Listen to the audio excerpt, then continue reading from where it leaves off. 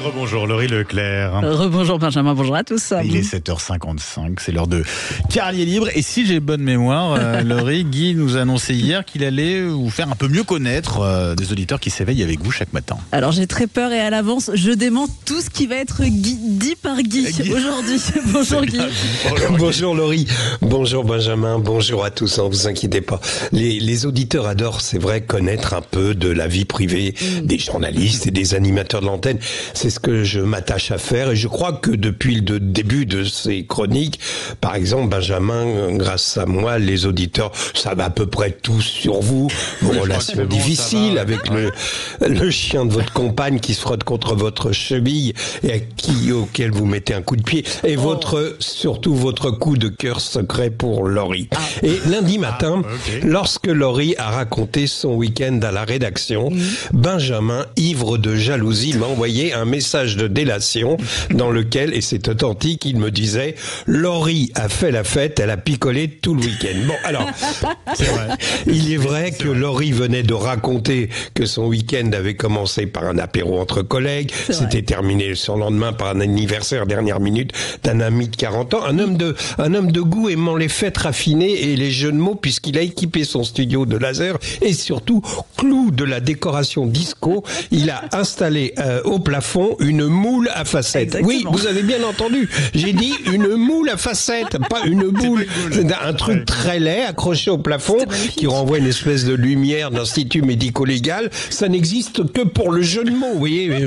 Mais enfin, si vous pensez que Laurie ne pense qu'à faire la fête en buvant de la sangria avec des cadras au bon goût qui ont des moules à facettes au plafond pour éclairer un karaoké Gilbert Montagnier, vous faites erreur.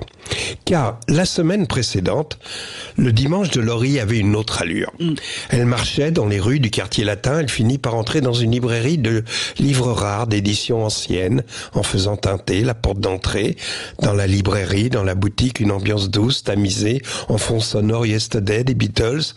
Laurie cherchait un livre et ses doigts parcouraient une étagère lorsque, soudain, ils frôlèrent ceux d'un jeune homme, vêtu d'une veste de tweed avec des renforts de cuir au coude, qui rougit à ce contact et très vite, pour sauver la face, demanda à Laurie « Je cherche une édition ancienne d'un livre de Théophile Gautier, le roman de la momie ».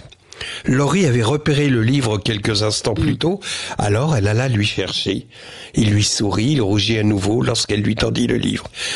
Si je suis aussi troublé par cette histoire de Laurie et du livre de Théophile Gautier, figurez-vous que c'est que j'ai vu il y a quelques jours à la télé un reportage des années 90 où un journaliste interviewait le couple mythique du théâtre, Madeleine Renaud, Jean-Louis Barrault, à la fin de leur vie dans leur appartement, dont ils ne sortaient plus guère, ils étaient déjà très fatigués, la conversation ne pouvait aller guère au-delà de quelques banalités, et pour meubler, le journaliste montra un livre sur une table basse, c'était La momie de Théophile Gautier. Alors, il demanda à Madeleine Renaud si elle le lisait. Elle répondit « Non, j'arrive plus à lire. Moi, je regarde la télévision. » Alors il posa la même question à Jean-Louis Barrault et ce dernier, avec un sourire de vieillard magnifique, répondit « Moi, je regarde Madeleine. » Voilà pourquoi, Laurie, cette histoire ratée, cet homme dont vous avez frôlé la main dans cette librairie du quartier latin devant une édition rare de Théophile Gautier, c'était peut-être celui qui, sur vos vieux jours, dira « Moi, je regarde Laurie en écoutant Yesterday des Beatles. » Yesterday, all my troubles seem so far away.